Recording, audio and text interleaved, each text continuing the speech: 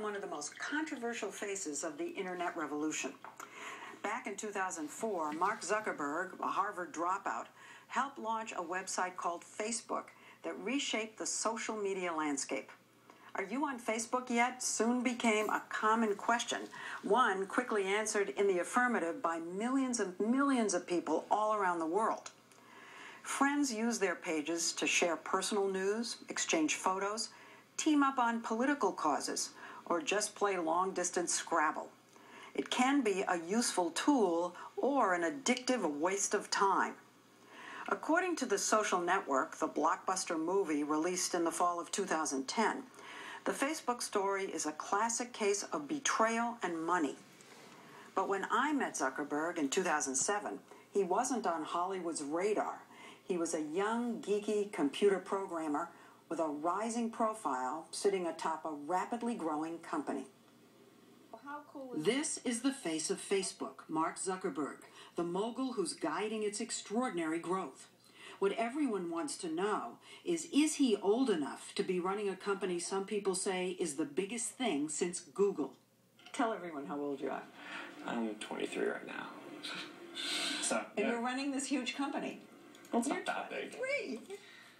And here he was helping me set up my own Facebook page with a profile of my likes and dislikes.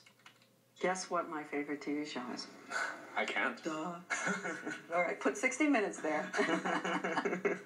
Next, we added my friends, family. That's my son-in-law, old classmates.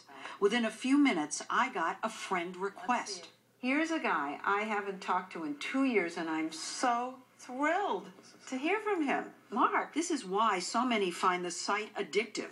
In a world with no cell phone or email directories, Facebook has become a way to find lost friends. Right, I mean, it used to be the case, like, you'd switch jobs, and then maybe you wouldn't keep in touch with all the people that you knew from that old job, just because it was too hard. But one of the things that Facebook does is it makes it really easy to just stay in touch with all these people. Of course, if someone tries to friend you, you can ignore them. And privacy settings allow you to deny access to your page, say, to your boss or your parents. Good afternoon, Facebook. Can we help you? Facebook headquarters in downtown Palo Alto looks like a dorm room. The 400 employees who get free food and laundry show up late, stay late, and party really late. Zuckerberg, who's made the cover of Newsweek and is reportedly worth $3 billion, sits at a desk like the other software engineers writing computer code. It's almost like a Disney movie. Right. 23-year-old kid takes over a major company. Right. Or Kara Swisher, who used to write about Silicon Valley for the Wall Street Journal and now has a blog, All Things Digital, has called him the toddler CEO. What do you think it's done to him as a person to be 23 years old? I think it's hard. I think when all of a sudden you're the smartest person in the world and you're the meal ticket for everybody, and this is the big hit. This is the new Google at this point. And so Mark is under a lot of pressure because everybody wants something from him. Like the founders of Google, Larry Page and Sergey Brin, Mark Zuckerberg is looked up to in Silicon Valley as a visionary. You seem to be replacing Larry and Sergey as the people out here who everyone's talking about. You're just staring at me. Is that a question? Yeah. We were warned that he can be awkward and reluctant to talk about himself. So we turned for help to his Facebook page, which says he's a Harvard alum. You're not a Harvard alum. That's true. We don't have a setting for dropout, so... He dropped out of Harvard in 2004, where he was intending to study psychology. His mom is a psychiatrist. Here she is on Facebook. His dad's a dentist. Mark was a computer whiz early on, writing software in 6th grade. In his second year at Harvard, he built a site where students could rate or berate the looks of classmates through ID photos he lifted off Harvard's computers. You got into deep trouble from this little prank. Yeah. Well, Harvard was just not happy that I was using their images and... Yeah, well, they said you hacked. Mm-hmm. Did they punish you? Yeah, it was put on some sort of, I don't know, what do you call it? Probation? Sure.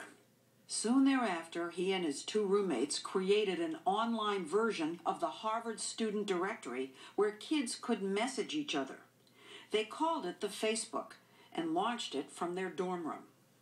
Within 4 months, they had expanded to 40 colleges and over the summer moved to Palo Alto.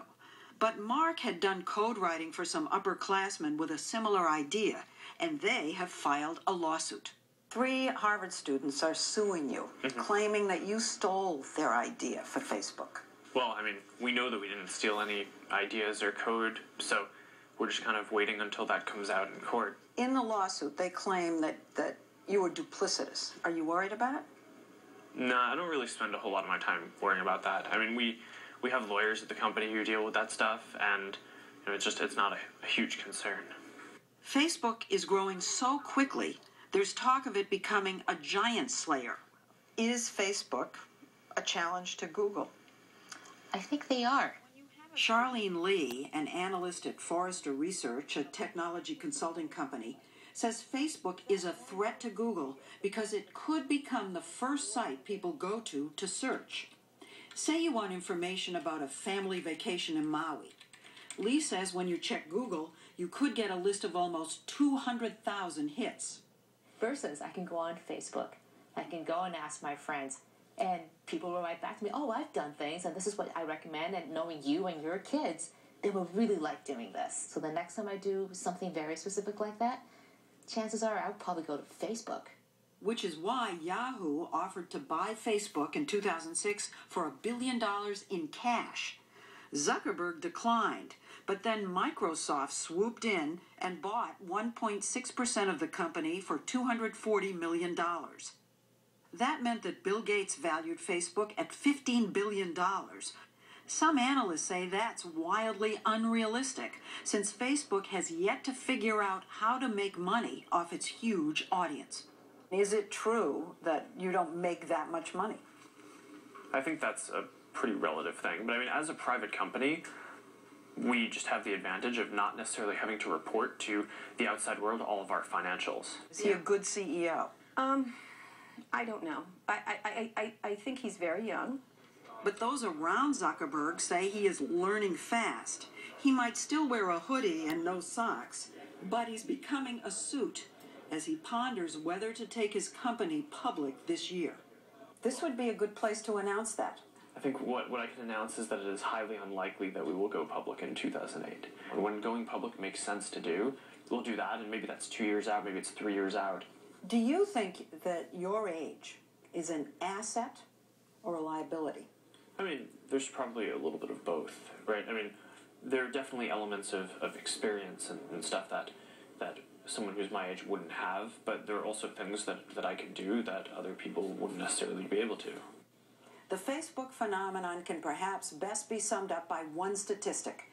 In July 2010, just 6 years after its launch, Mark Zuckerberg announced that the company had reached the 500 million user mark.